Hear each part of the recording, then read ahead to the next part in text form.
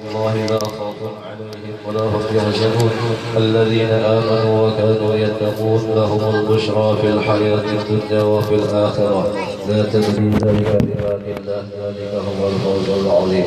وقال النبي صلى الله عليه وسلم اذكروا محاسن موتاكم وكفوا عن مساويهم أو كما قال صلى الله عليه وسلم. بسم الله الرحمن الرحيم.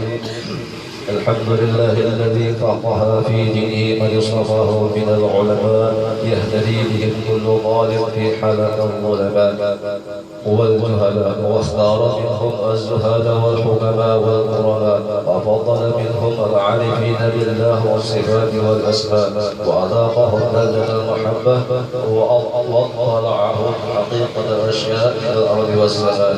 والصلاه والسلام على سيدنا وحبيبنا وشفيعنا مولانا محمد سيد المرسلين وإمام المهتدين وخاتم الأنبياء، وعلى آله وأصحابه السادة الأولياء، وعلى التابعين وتابع التابعين لهم بإحسان إلى يوم الجزاء. أما بعد، الإمام القدوم العالم العلامة العارف بالله الشيخ الحاج محمد زين بن عبد الغني بن العارف بالله عبد الغني بن الحاج عبد المنان بن محمد سلمان بن حاجي محمد سعد بن حاجي عبد الله بن العالم العلامة مفتي الحاجي محمد خالد بن العالم العلامة خليفة الحاجي حسن الدين بن مولانا الشيخ محمد رشاد بن عبد الله البنجري dilahirkan pada malam Arbi'a 27 Muharram tahun 1361 Hijriah bersamaan dengan 11 Februari 1942 Miladiyah di kampung Tunggul Irang, Seberang Martapura. Selama di Tunggul Irang, beliau tidak menyusul dengan ibu, hanya mengisap liur al-arif billah al-haj Abdurrahman atau Haji Adu sampai kenyang selama 40 hari. Nama selagi kecil adalah Qushairi. Sejak kecil termasuk salah seorang yang mahfuz, yaitu suatu keadaan yang sangat jarang terjadi kecuali bagi orang-orang pilihan yang sudah ditentukan Allah Subhanahu wa Ta'ala. Beliau adalah salah seorang anak yang mempunyai sifat-sifat dan pembawaan lain dari yang lain. Di antaranya adalah beliau tidak pernah ihtilam.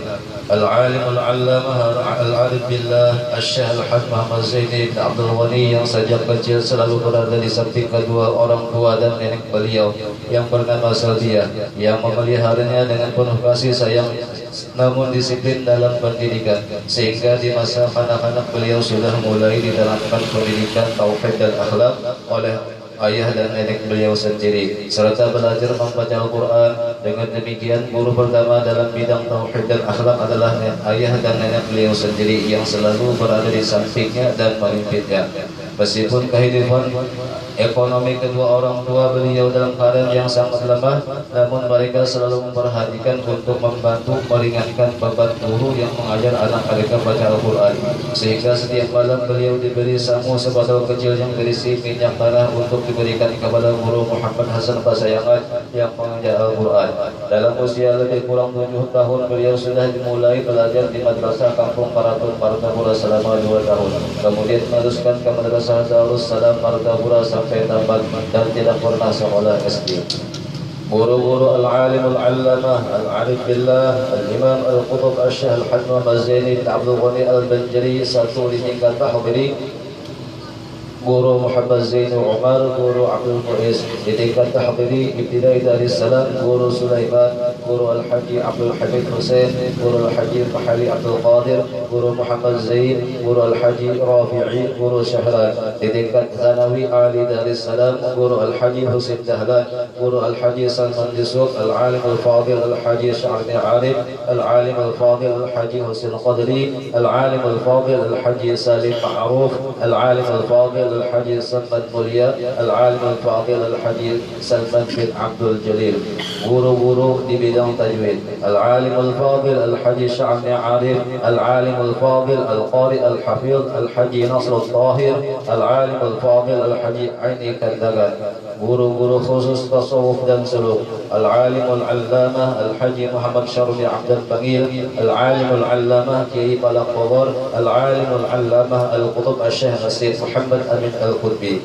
sanad-sanad yang dalam berbagai bidang ilmu dan thariqah diterima dari Al-Alimul Allamah Al-Arif Billah Al-Qutub As-Sayyid Muhammad Amin Al-Qurbi, Al-Alimul Allamah Al-Qutub As-Syekh Sayyid Abdul Qadir Al-Bar, Al-Alimul Allamah Sayyid Muhammad bin Alwi Al-Maliki, Al-Alimul Allamah Syekh Hasan Mashad, Al-Alimul Allamah Syekh Muhammad Yasin Fadam, Al-Alimul Allamah Kiai Falak Bogor, Al-Alimul Allamah Syekh Ismail Yamari. Guru pertama secara ruhani atau mimpi Al-Alimul Allamah Ali Junaid Brau bin Al-Alimul Fadil Qadi Haji Muhammad Amin bin Al-Alimul Fadil Mufti Al-Haji Jamaluddin bin Syekh Muhammad Rashid bin Abdullah Al-Banjari, Al-Alimul Allamah Al-Haji Muhammad Syarwani Abdan Bangil. Kemudian Al-Alimul Allamah Al-Haji Muhammad Syarwani Abdan menyerahkan kepada Kiai Falak Bogor. Yang seterusnya Kiai Falak menyerahkan kepada Al-Alimul Allamah Al-Arif Billah Asy-Syaikh Al-Qutub As-Sayyid Muhammad Amin Al-Qutbi. Kemudian beliau menyerahkan kepada Syekh Muhammad Rashid bin Abdullah Al-Banjari. Yang selanjutnya langsung dipimpin oleh Rasulullah sallallahu alaihi wasallam.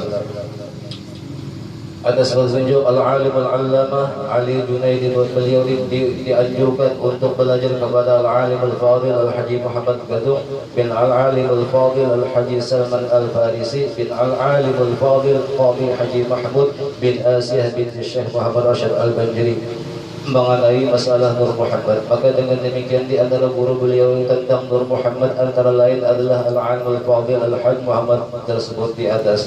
Dalam usia lebih kurang 10 tahun beliau sudah mendapatkan khususiyah dan anugerah dari Tuhan berupa kasyaf hissi, yaitu melihat dan mendengar apa-apa yang di dalam atau yang tertindik.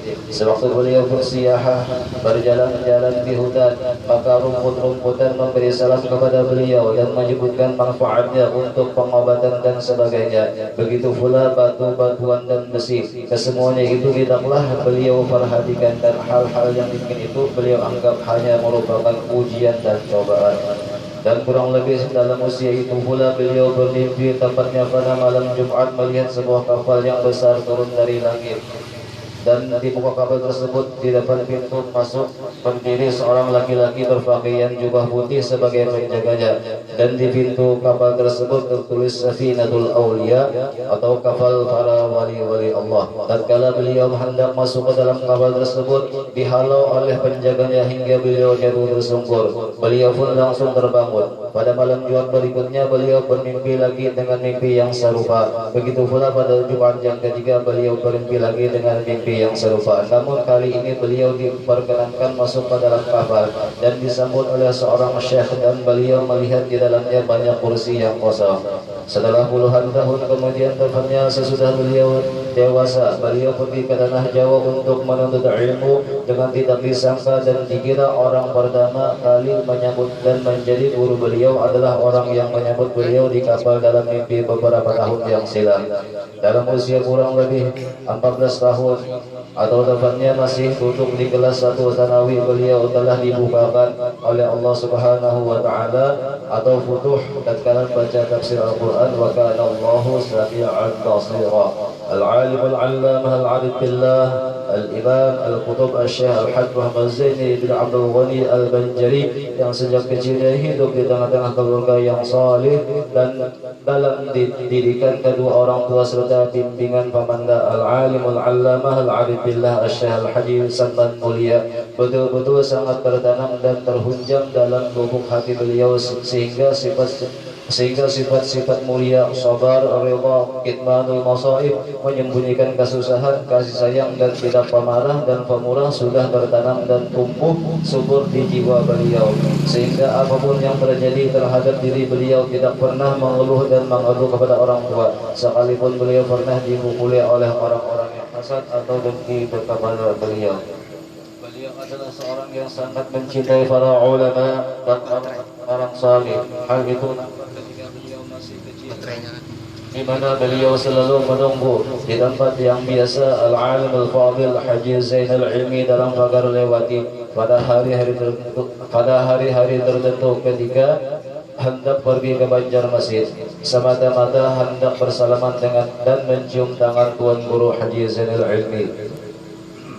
di masa remaja itulah al-alim al-allam al-arif billah Syekh Al-Hilm Muhammad Zaini bin Abdul Ghani Al-Manjiri pernah ru'yah bertemu dengan Sayyidina Hasan dan Sayyidina Husain yang keduanya masing-masing membawakan pakaian dan memasangkan kepada beliau lengkap dengan sorban dan lainnya, dan beliau ketika itu diberi nama oleh keduanya dengan nama Zainul.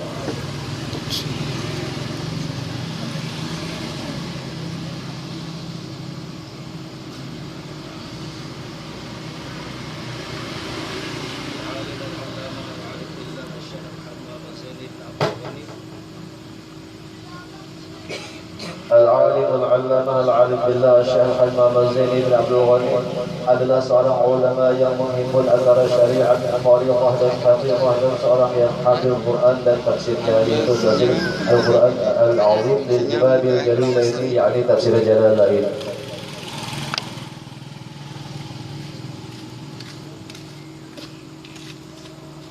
Di antara karamat Syekh Al-Alim Al-Allamah Al-Arif Billah Syekh Al-Muhammad Zaini bin Abdul Ghani Al-Banjari, di antaranya adalah ketika beliau tinggal di Karaton di mana biasanya setelah selesai pengajian atau pembacaan maulid, beliau berbincang-bincang dengan beberapa orang murid yang masih belum pulang sambil bercerita tentang orang-orang tua dahulu yang isinya untuk dapat diambil pelajaran dan meningkatkan amaliyah. Tiba-tiba beliau bercerita tentang buah rambutan yang pada waktu itu masih belum musimnya. Dengan tiada disadari dan diketahui oleh yang hadir, beliau mengacungkan tangan ke belakang dan kemudian nampak di tangan beliau sebiji buah rambutan yang pasang. Tercenganglah yang hadir semuanya, termasuk penulis sendiri yang melihat hal yang demikian itu. Kemudian buah rambutan tersebut langsung dimakan beliau. Kedua, pada suatu musim kemarau yang sangat panjang, di mana hujan sudah lama tidak turun sehingga sumur-sumur sudah hampir mengering, maka cemaslah masyarakat ketika itu dan mengharap hujan segera turun. Melihat hal yang demikian itu, banyaklah orang yang datang kepada beliau, mohon minta doa agar hujan segera turun. Kemudian beliau lalu keluar rumah dan menuju ke sebuah pohon pisang yang berada dekat rumah beliau. Lalu beliau goyang-goyangkan pohon pisang tersebut dan tidak lama kemudian hujan turun dengan derasnya. Di antara keramat beliau banyak yang mereka tulis. ومن وصيته رضي الله عنه قال رضي الله عنه وأوصيكم ونفسي بتقوى الله تعالى وتوقير الفقراء والفقهاء وحملة القرآن وسلامة الصدر وسماحة النفس وسخاوة اليد وبشاشة الوجه وبذل الندى وكف الأذى والصف وترك الخصومات وترك الطمع والاعتماد في قضاء الحوائج إلى الله سبحانه وتعالى، فإنه لا يضيع أجر من عول عليه، وألا نرجو النجاة إلا بالصدق، ولا نرجو الوصول إلى الله تعالى إلا باتباع سنة رسوله صلى الله عليه وسلم، وألا نظن بأننا أفضل من أحد، بل لا نرى لنا وجودا، وكل من يطول علينا بالنميمة والحسد نفوض أمره إلى الله تعالى، ولا نكلف بذنب شره بهمتنا، فإن من مشايخ الطريقة العالية رجالا تتذبذب بهم بهيم الجبال، فإن شاءوا عقلوا ما تتمسك بقدرة الله تعالى في أسرع ما يكون وكتابا. عسى الله أن يرزقنا ومن أحبنا حسن الخاتمة بجاهه، آمين يا رب العالمين. وصلى الله على سيدنا محمد النبي الأمي وعلى آله وصحبه وسلم، وآخر دعوانا أن الحمد لله رب العالمين. إلى حضرة النبي الفاتحة.